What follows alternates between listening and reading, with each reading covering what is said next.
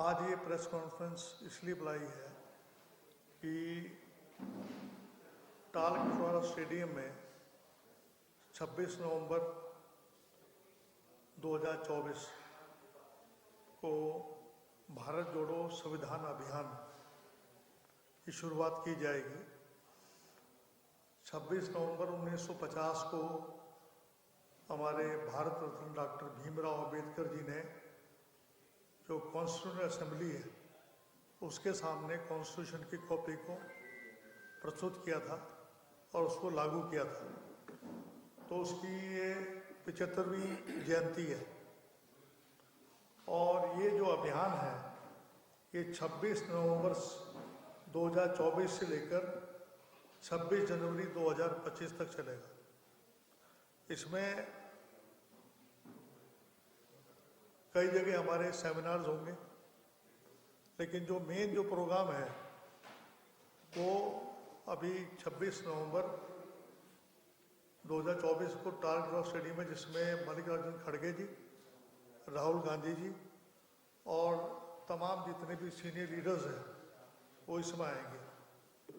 और मुख्य तौर पे जो एजेंडा है, आप जानते हैं कि आरएसएस ने कभी भी जब कॉन्स्टिट्यूशन लागू किया था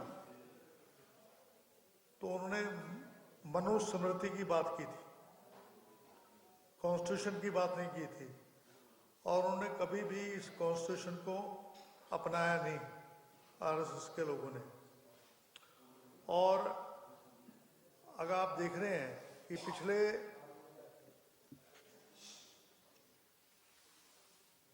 10 साल से जितनी भी हमारी जो कॉन्स्टिट्यूशनल बॉडीज हैं उसका मिसयूज किया जा रहा है। चाहे आपकी ईडी हो, चाहे आपकी सीबीआई हो, चाहे इनकम टैक्स हो, उसमें जो सबसे जीता जाता उदाहरण है कि संविधान में ये है कि जितनी भी हमारी इंस्टीट्यूशंस हैं, जो कॉन्स्टिट्यूशनल बॉडीज हैं, वो इंडिपेंडेंट होनी चाहिए।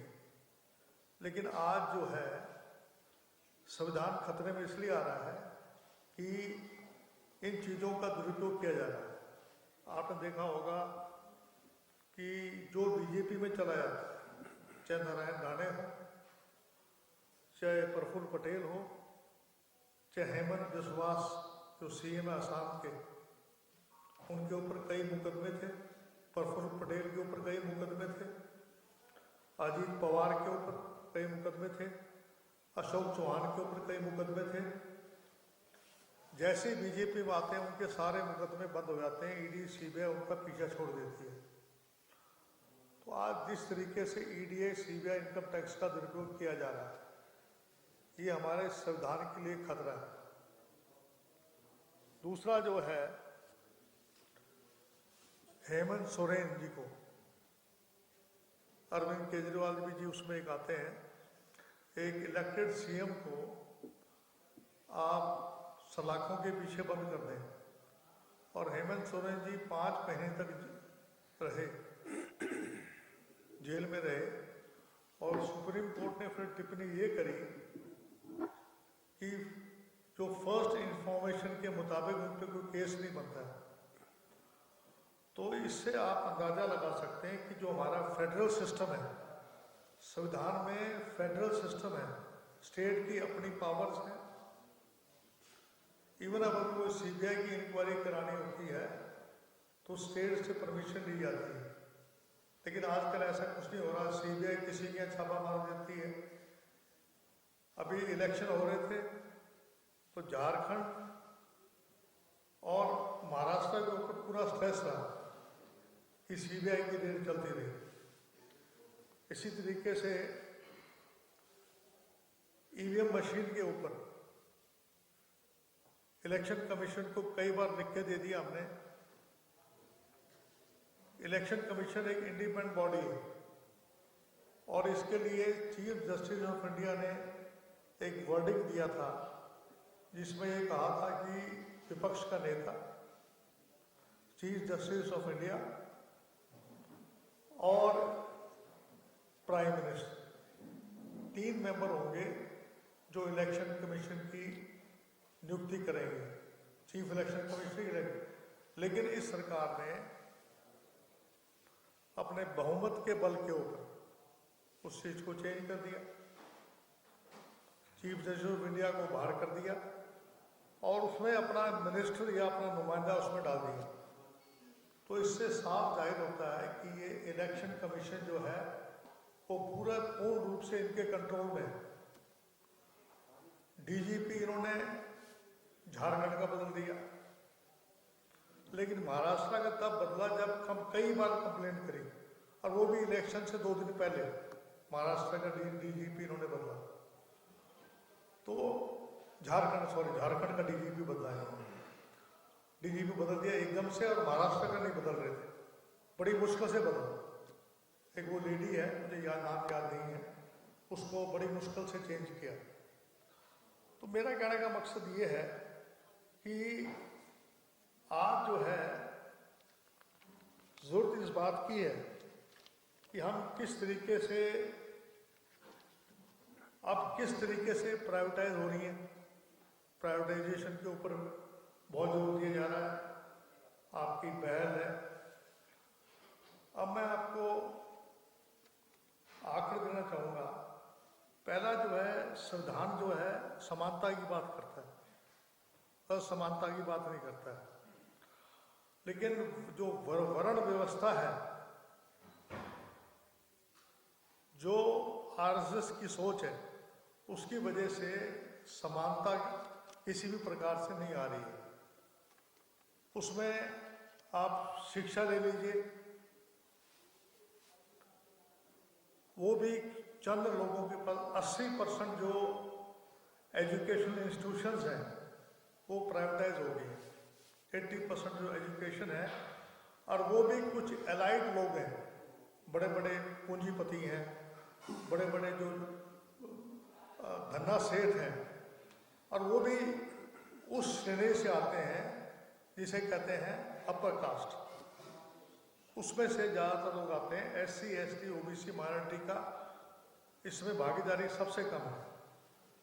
दूसरा है कि जो कास्ट सेंसस हम क्यों करवाना चाहते हैं, हम कास्ट सेंसस इसको ये बोलते हैं कि जी आप कास्ट क्यों बोल रहे हैं, क्योंकि हमारे संविधान में ये दिया हुआ है कि जो भी आरक्षण दिया जाएगा वो धर्म के आधार पर नहीं दिया जाएगा, वो कास्ट के आधार पर दिया जाएगा, जिससे राजनीतिक, सामाजिक, आर्थिक, शैक्षणिक इन सब मुद्दों के ऊपर बात हो सके। लेकिन हालत ये हो रही है, चाहे ईडब्ल्यूएस में अपर कास्ट में हो, चाहे शेड्यूल कास्ट में हो, चाहे ओबीसी के अंदर हो, जो सबसे गरीब आदमी है, जो उसको न्याय मिलना चाहिए, चाहे मकान का न्याय मिलने की बात हो, चाहे उसको स्कॉलरशिप मिलने की बात हो, चाहे कहीं किसी और चीज करने की बात हो,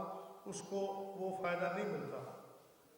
1931 में पहली दफा जातीय जनगणना हुई थी, उसमें कास्ट सेंसस में ओबीसी को भी गिना गया था। 1931 के बाद हर 10 साल के बाद जातीय जनगणना हुई है। एससी, एसटी की गिनती होती है, लेकिन ओबीसी की गिनती नहीं होती कि ओबीसी की पॉपुलेशन कितनी है। दूसरी बात यह है कि जितने भी जो सबसे वंचित समाज लोग हैं वो हाशिया के ऊपर है, ना उनको हर तरीके से गरीबी की हालत में, जैसे ईबीसी है, ओबीसी में ईबीसी वर्ग आता है जो अति पिछड़ा है, लेकिन उनको जो पूरे जो संसाधन मिलने चाहिए नहीं मिल रहे हैं, क्योंकि जातीय जनगणना नहीं हो रही। मोदी जी कहते हैं कि मेरे 2 वर्ग हैं, एक गरीब और एक अमीर, लेकिन आपको गरीब और अमीर के बारे में तब पता लगेगा जब आप जातीय जनगणना करवाएंगे, जब आप गिनती करेंगे। यहाँ हाथी की गिनती भी हो जाती है, टाइगर की गिनती भी हो जाती है, आपके बंदरों की भी गिनती होती है, फॉरेस्ट की भी गिनती की सर्वे होता है, लेकिन जातीय जनगणना 2011 में जातीय जनगणना हुई थी, आज तक उसको उजागर नहीं किया। जो संपत्ति है, संपत्ति है, वो भी कुछ चंद लोगों के पास है।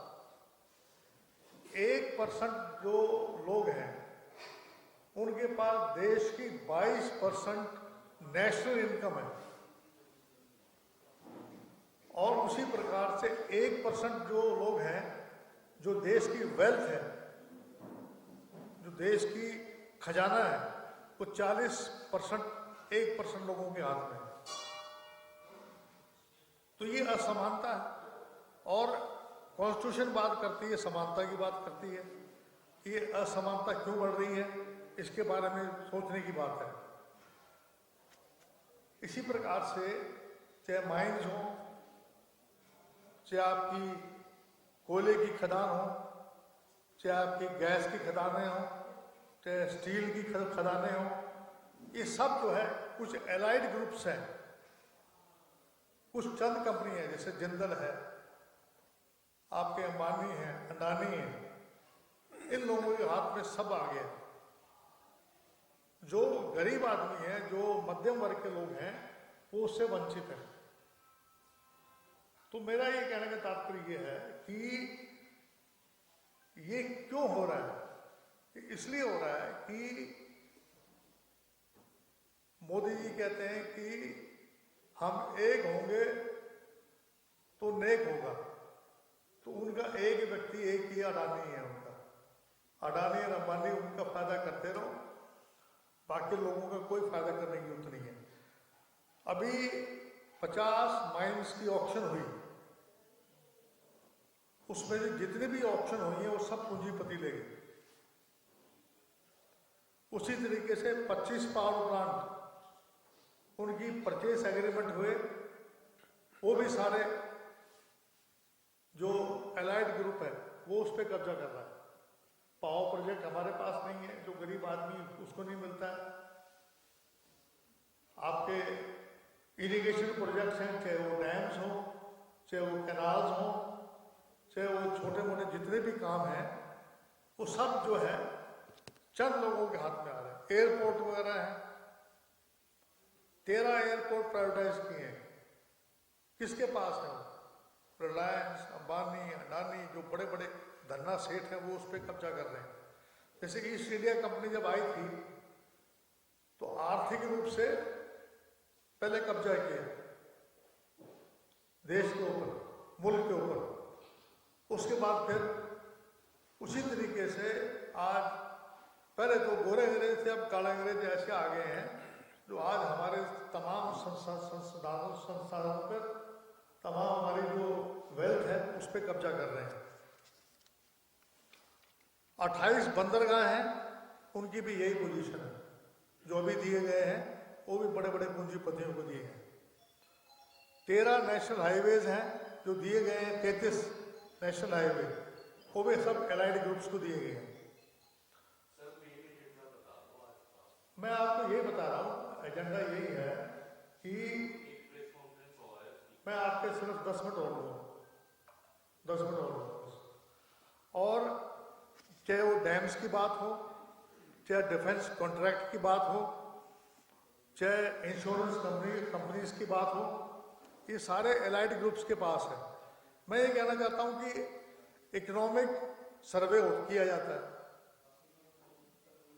कृषि का एग्रीकल्चर सर्वे किया जाता है, हायर एजुकेशन का सर्वे किया जाता है, घरेलू उपयोग पर जो सामान लिए जाते हैं उसका सर्वे किया जाता है, लेबर फोर्स का सर्वे किया जाता है, सार्वजनिक जितनी भी कंपनियां, जो प्राइवेट कंपनियां हों, चाहे आपके जो उसमें कर्मचारी हैं, उसका सर्वे किया जाता है। लेकिन जो निजी क्षेत्र में जो है उनका किया जाता है। तो मेरा ये कहना है कि कास्ट सेंसस क्यों नहीं कराया जाता, और जो संविधान की जो समानता की बात करता है उसमें असमानता की बात की जा रही है, जो मैंने आपको किया है। जितने भी मीडिया हाउसेज हैं वो भी इनके हाथ में, बड़े बड़े मीडिया हाउसेज आज उनका भी जो है, उनके आज जिस तरीके से आप लोगों के पास, आप तो खैर एंकर्स हैं, लेकिन आज जितने भी जो मीडिया हाउसेस वो भी इनके पास है। तो आज जो हमारा ये प्रोग्राम है, इसका मकसद केवल एक ये है कि समानता की बात को लेकर और लोगों के बीच में जाएं और बात करें कि किस तरीके से जब तक जातीय जनगणना नहीं होगी, कास्ट सेंसस नहीं होगा, तब तक हमारे जो ये संसाधन है उसका बंटवारा ठीक नहीं होगा। चाहे वो इरिगेशन प्रोजेक्ट हो, चाहे वो कोई भी प्रोजेक्ट्स हो। और जो समानता की लड़ाई है, संविधान के अंदर जो समानता की लड़ाई है, उस समानता की लड़ाई को लड़ने का हमारा उद्देश्य है।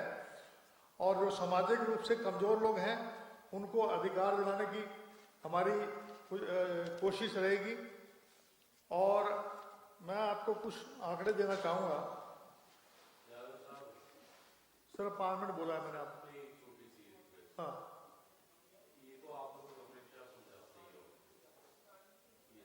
हाँ हाँ, लेकर ये जाएंगे कि असमानता जो बढ़ रही है उसके लिए जातीय जनगणना कराना बहुत जरूरी है। जातीय जनगणना हमें करवानी चाहिए और जो असमानता हो रही है उसके लिए हमें लड़ाई लड़नी है, उसके लिए जनता के बीच में जनता को जागरूक करना है। ये मुख्य उद्देश्य है इसका। और जैसे कि मैंने आपको बताया है कि जैसे फसल बीमा योजना है, वो सारी जो इनके पास है, वाइस चांसलर आउट ऑफ 45 केवल एक शेड्यूल कास्ट का है और 3 जो है वो सेंट्रल यूनिवर्सिटी में वो ओबीसी के हैं। 661 जो हैं आपके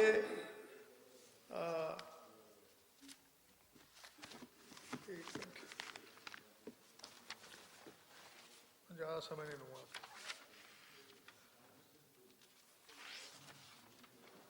हाई कोर्ट जजेस में टोटल 661 जजेस हैं, जिसमें से एससी के 21 हैं, एसटी के 12 हैं और ओबीसी के 78 हैं। बाकी सब अपर कास्ट के लोग हैं। ये मैं आपको बताना चाहूँगा। दूसरी बात ये है कि जो बजट है, सेक्रेटरी 79 है और बजट का परसेंटेज ऑफ सेक्रेटरी 87.8 है और बजट का एलोकेशन है वो 41,23,321 जो है करोड़ के अंदर है, वो अपर कास्ट को जा रहा है। ओबीसी को परसेंटेज सेक्रेटरीज की 2.2% है और जो बजट एलोकेशन है वो 2,47,014 है। एससी के अंदर 6 सेक्रेटरीज हैं, परसेंटेज 6.6 है और 53,856 जो है जो करोड़ जो है बजट का वो है। तो आज 93% जो कंट्रोल है उसमें सिर्फ अपर कास्ट के जो सेक्रेटरीज हैं उनके हाथ में है और ओबीसी के 5.6% हैं और एससी के 1.3% और एसटी के 0.1% है। जहां तक सवाल है परसेंटेज ऑफ जो आरक्षण की बात है, अरे यार क्या कर रहे हो, आरक्षण की बात है, अपर कास्ट की पॉपुलेशन है 15.5% है, उसमें से 10% ईडब्ल्यूएस का है, एससी का 19.7% है, उसमें से 16% जो है वो आरक्षण दिया जा रहा है। एसटी में 1.7% है, 1% ईडब्ल्यूएस को दिया जा रहा है। इसी तरीके से पॉवर्टी रेट है, जनरल में 25% है, एससी में 43% है, एसटी में 43% है और ओबीसी में 33% है और 34%। इसी तरीके से हाउसिंग में भी इसी प्रकार का जो है असमानता है। तो मेरा केवल कहने का मकसद ये है कि सोशल जस्टिस लाने के लिए और समानता लाने के लिए हम लोग जो है प्रेस करेंगे कि कास्ट सेंसस करवाया जाए। मुख्य एजेंडा ये मैंने आप लोगों के सामने कहा। अब आपने कोई बात पूछे तो पूछ। नहीं अभी तो हाँ ऐसा अभी शुरुआत करेंगे हम 26 नवंबर 2024 को शुरुआत करेंगे। उसके बाद जो 90 दिन है उसमें देश के अलग अलग हिस्सों में इन मुद्दों को लेके हम जाएंगे ताल कटोरा स्टेडियम में। ताल कटोरा स्टेडियम में हम ये करेंगे और वहाँ पर राहुल गांधी जी और हमारे जो मल्लिकार्जुन खड़गे जी अध्यक्ष हैं वो उसमें मुख्य अतिथि होंगे।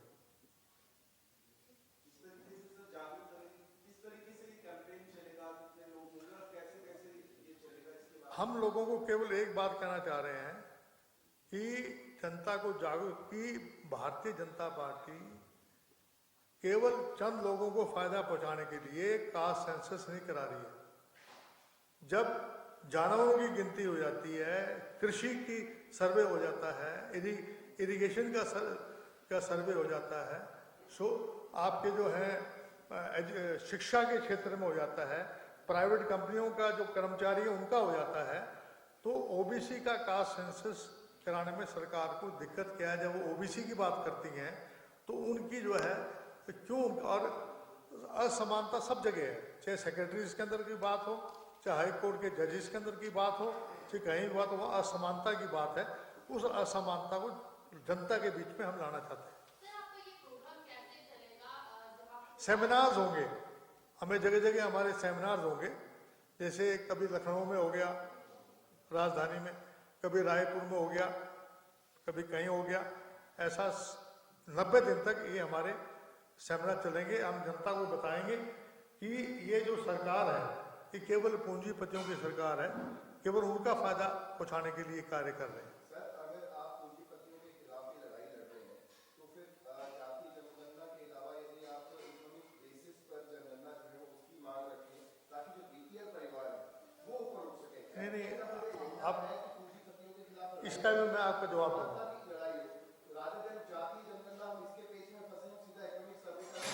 एक मिनट,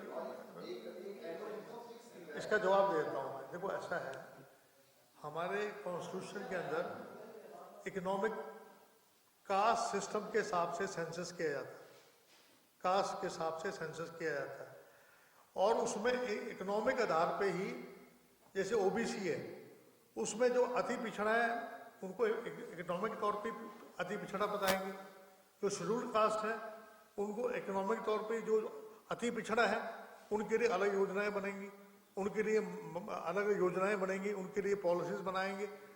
अपर कास्ट के अंदर चाहे ब्राह्मण हो चाहे वो वैश्य हो, उसमें ईडब्ल्यूएस के अंदर जो सबसे कमजोर आदमी है उनके लिए अलग कोटा रखेंगे, उनके अलग पॉलिसीज बनाएंगे, उनको हाउसिंग पॉलिसी देंगे, उनकी योजनाएं बनाएंगे। तो इकोनॉमिक इसलिए हम नहीं कर पा रहे हैं क्योंकि संविधान में जो बाबा साहब भीमराव अम्बेडकर जी बना के गए थे वो जातीय तौर पे जनगणना कर सकते हैं।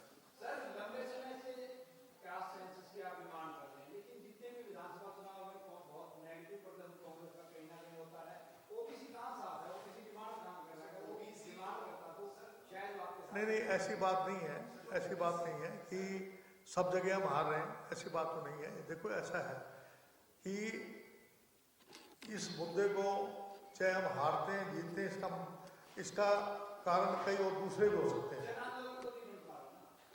जन आंदोलन बढ़ाने के लिए ही ये कार्रवाई कर रहे हैं, हमारा मकसद ही यही है।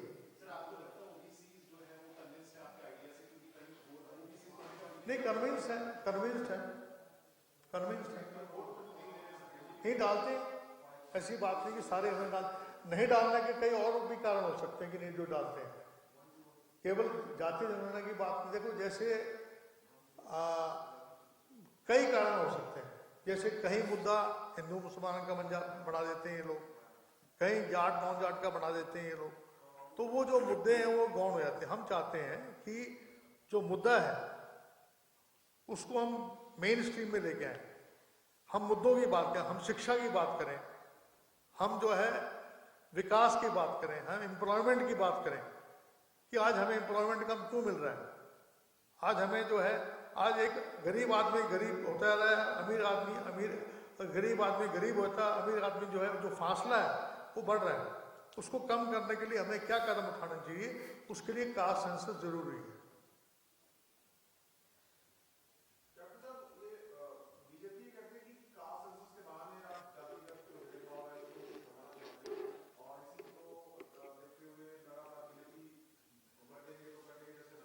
नहीं, ये तो अभी भी इनको सेंसस तो अभी भी करेंगे, सेंसस तो इनको करना पड़ेगा, क्यों डीलिमिटेशन है, या 2011 के हिसाब से ही करेंगे। 2011 की आज तक जो कास्ट सेंसस उसको उजागर नहीं किया आज तक, उसको उजागर कर दें। तो 2011 में जो कास्ट सेंसस हुआ था उसको उजागर कर दें। उसमें सिर्फ SC और ST की गिनती हुई थी, OBC की गिनती नहीं हुई।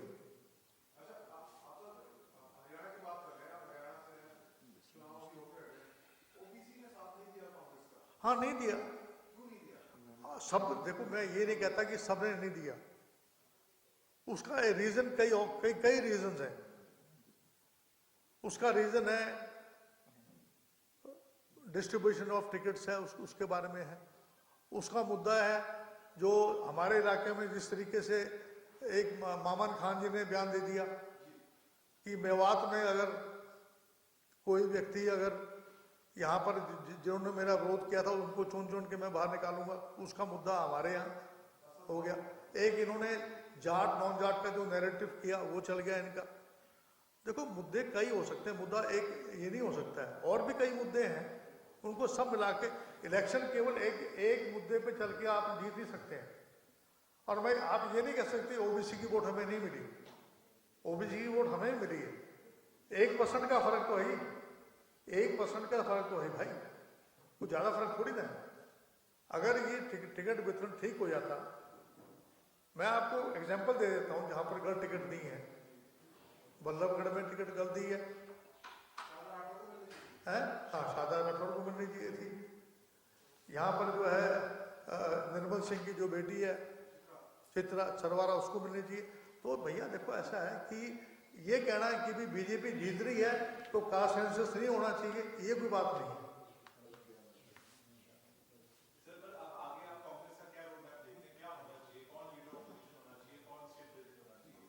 साहब, इसके बारे में मेरा पर्सनल ओपिनियन मैं नहीं दे सकता।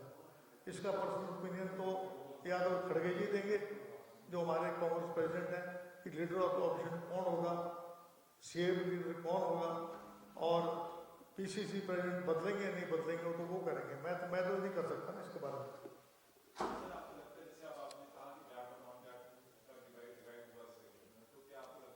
नहीं, एक बात मैं फ्रेंकली कहता हूं कि OBC को जितनी टिकटें मिलनी चाहिए थी उतनी नहीं मिली। एक ये भी बड़ा कारण है। जैसे आपके करनाल में खुशबा समाज है, कश्यप समाज, वहां हमने एक भी टिकट नहीं दी कश्यप समाज। तो ये आप नहीं कह सकते कि केवल हम इसलिए हार गए क्योंकि भाई कास्ट सेंसस नहीं हो रहा है, नहीं करा पा रहे हैं, ये नहीं है। मुद्दे कई मिलके मुद्दे बन जाते हैं और इश्यू बन जाता है।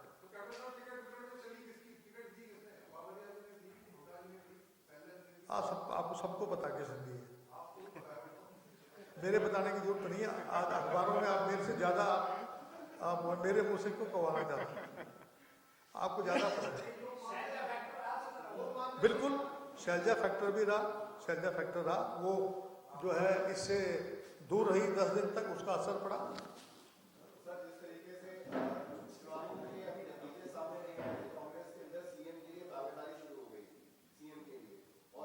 वो गलत है। मैं कहता हूं कि ये इसमें तो कोई बुराई नहीं है। बनने के बाद, बनने से पहले CM की ओपनली ये कहना कि मैं CM बनूंगा, मैं सब गलत, वो नहीं होना चाहिए था। जब मैं आपको बोल रहा हूँ गलत है तो फिर कोई बात तो है ना। हाँ,